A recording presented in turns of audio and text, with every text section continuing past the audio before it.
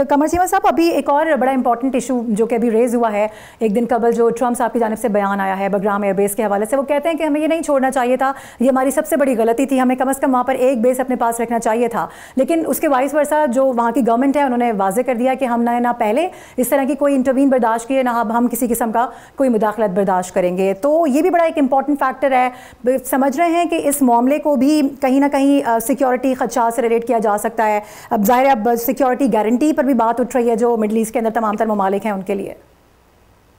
देखिए, इसको मैं थोड़ा इस अंदाज से देखूंगा कि अमेरिकन लीडरशिप ये महसूस कर रही है कि शायद उनके इंडिया से अच्छे ताल्लुकात नहीं बन पा रहे, या इस वक्त इस खित्ते में उनकी साउथ एशिया में या इस खित्ते के अंदर कोई लंबी चौड़ी उनकी प्रेजेंस नहीं है। ईरान के हवाले से वो महसूस कर रहे थे। तो ये एक फैक्टर है कि वो शायद ये समझते हों कि हमें अफगानिस्तान में स्पेस चाहिए। दूसरा, ट्रम्प साहब की अपनी अप्रोच अगर आप देखें वो क्या होती है, वो अपने आप को एक्सपैंड करना चाहते हैं। मुझे ग्रीनलैंड भी चाहिए, मुझे कनाडा भी चाहिए, हमें गल्फ ऑफ मैक्सिको को गल्फ ऑफ अमेरिका करना है। और फिर इसके साथ साथ वो बाइडेन एडमिनिस्ट्रेशन को भी कॉन्टिन्यूसली क्रिटिसाइज करते हैं ये बताने के लिए कि उसने कितने गलत फैसले किए और हम कितने अच्छे फैसले कर रहे हैं। तो ये मल्टीपल एंगल से इस चीज को देखना चाहिए। फिर ये है कि स्टिल अमेरिकन जो डीप स्टेट है वो ये समझती है कि जो ट्रांसनेशनल सिक्योरिटी थ्रेट्स हैं,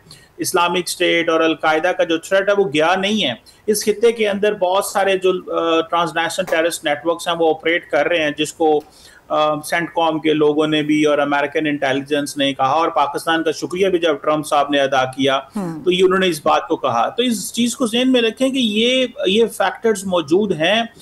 इन एंगल्स की बुनियाद पे वो अफगानिस्तान की ये बेस को बात कर रहे हैं। दूसरा, वो समझते हैं कि जी हमारा बहुत सारा डिफेंस का नुकसान हो गया, हमारा बहुत सारा मिलिट्री हार्डवेयर जो है वो तालिबान के हाथ लग गया, हमें बहुत नुकसान हुआ। तो वो बेसिकली पिछली हुकूमतों को भी क्रिटिसाइज करते हैं, अपना एक्सपैंड करने को भी वो पसंद करते हैं, and at the same time वो समझते हैं कि शायद ऐसे करने से अगर हमारी वहाँ प्रेजेंस होती तो हम चाइना को देख सकते थे, ईरान को देख सकते थे और बहुत कुछ और कर सकते थे। तो मेरा ख्याल है कि ये कुछ चीज़ें हैं जिसकी वजह से वो ये बात करते हैं। सब्सक्राइब करें और बेल दबाएं ताकि कोई खबर रह न जाए।